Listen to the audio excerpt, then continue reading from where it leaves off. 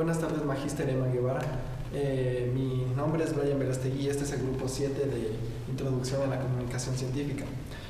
Bueno, vamos a comenzar con qué es comunicación y vamos a ir desglosando los siguientes subtemas. Comencemos, bueno. ¿Qué es comunicación? A la comunicación la podemos definir como la acción de comunicar o comunicarse entre nosotros, y también se la puede definir como el conjunto de procedimientos que nos permiten enviar un mensaje o transmitir ese mensaje cognitiva o afectivamente, consciente o inconscientemente también. Bueno, también vamos a ver lo que es comunicación científica.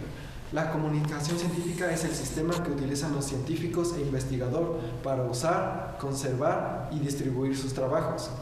En esta comunicación científica podemos tener procedimientos o pasos, en el cual encontramos el código. El código es la lengua especializada que utilizamos y esta puede ser codificada o decodificada.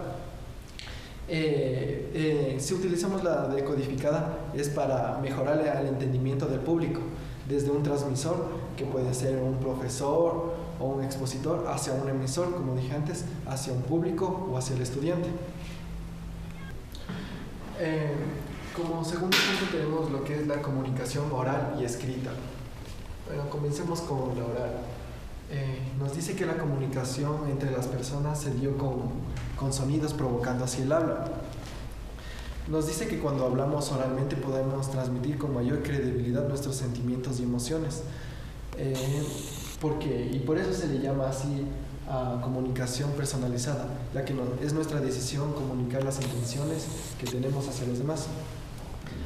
Para esto tenemos las siguientes características. Para la comprensión se necesita el órgano auditivo y se presenta en orden progresivo o sucesivo de las palabras ya habladas antes. También nos dice que el hablante puede revocar lo ya dicho, pero ya no puede corregir el efecto. Él nos dice que el manifiesto oral se da retroalimentación, que es decir que en ese momento se obtienen las conclusiones afirmativas o negativas entre las conversaciones que tienen entre interlocutores. También nos dice que en la comunicación se mejoran con gestos o movimientos. Bueno, como ejemplo de la comunicación oral podemos decir que es ver la televisión, escuchar la radio o tener una simple conversación. En la comunicación escrita nos dice que la necesidad del hombre por ser recordar su historia, su evolución, dio origen a las primeras formas de escritura, que fueron los pictogramas. Y los pictogramas nos decía que querían transmitir o plasmaban palabras o cosas, pero no conceptos. En la comunicación escrita se plasma todo a través del tiempo. Esta se puede modificar, transcribir y estudiar en diferentes ámbitos sociales. La comunicación escrita también es más trabajosa porque tiene que estar bien redactado para que el lector la comprenda bien. Las características de la comunicación escrita nos dice que fue creada para contar y recordar la historia. Por eso es permanente. También nos dice que la retroalimentación no es inmediata como en la comunicación oral, ya que en la comunicación escrita necesitamos analizar las cosas para una mejor comprensión. También nos dice que se debe manifestar en los textos organizados, como dije antes, para que el lector tenga una buena comprensión del tema. El mensaje producido en esta comunicación es verificable, claro, lógico y siempre que se base en argumentos confiables. Muy buenas tardes, Magíster Emma Guevara. Mi nombre es Caterina Valencia, soy del grupo 7 de Introducción a la Comunicación Científica. Yo le voy a hablar sobre los elementos de la comunicación oral y escrita. En la comunicación oral y escrita interviene el proceso de la comunicación, que es intercambio de información entre dos o más personas, ya sea de ideas, de conocimientos o de estado de ánimos. Para que se lleve a cabo ese proceso tiene que intervenir el emisor, el receptor, el mensaje, el código, el canal, el contexto, la retroalimentación y el ruido. El emisor es la persona que elabora y transmite el mensaje. El receptor es quien recibe, interpreta y comprende el mensaje que le viene del emisor. A veces el emisor puede enviar un mensaje hacia varias personas, de los que tendríamos hablando de un receptor múltiple. Entre el emisor y el receptor puede haber un intercambio de información bilateral, por lo que pueden intercambiar sus papeles y el receptor pasaría a ser un emisor y viceversa. El mensaje es el contenido de información que se transmite mediante signos. El código es el conjunto de signos por el cual se transmite el mensaje. Puede ser tanto verbal como no verbal. En el verbal intervienen las lenguas española, italiana, francesa. En el no verbal pueden intervenir los gestos, la música, el toque de unas campanas, etc. En el canal es por donde se difunde el mensaje del emisor al receptor. Podemos hablar de canales tanto auditivos como visuales, táctiles, gustativos u olfativos. También existen canales artificiales por medio del cual el emisor y el receptor se pueden comunicar a distancia, que son la carta, el libro, el teléfono, el correo electrónico, las redes sociales, etc. El contexto.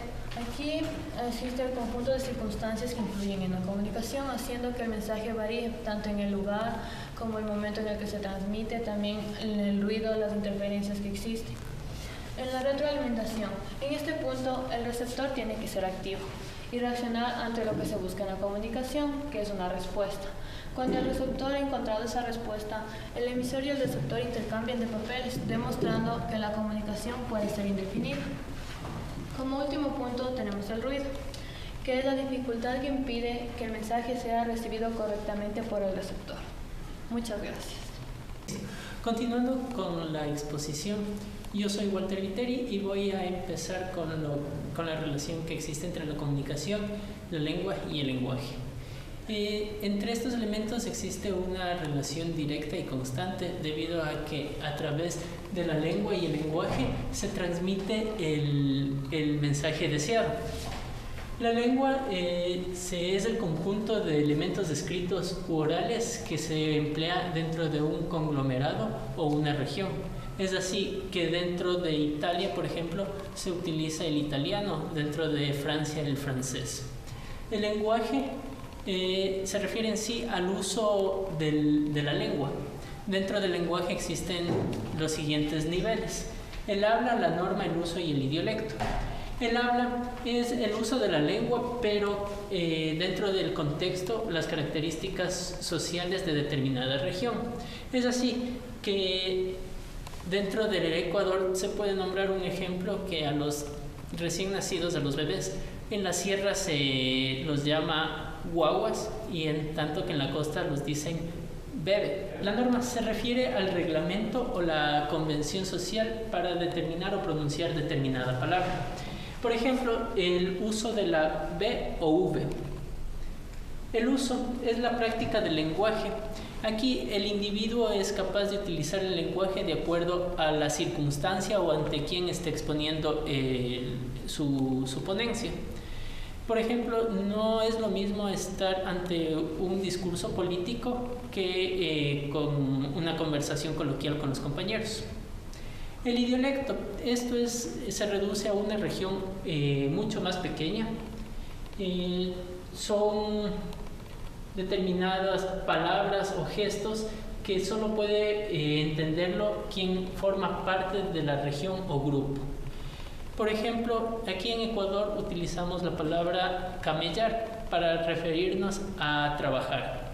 En Argentina se utiliza el laburo. Función expresiva o emotiva. Surge de la necesidad del ser humano de expresar sus sentimientos. Esto se da a través de interjecciones, giros exclamativos o entonaciones o ritmos que no se emplean usualmente en el diálogo. Así, por ejemplo, tenemos la expresión ¿qué sucedió?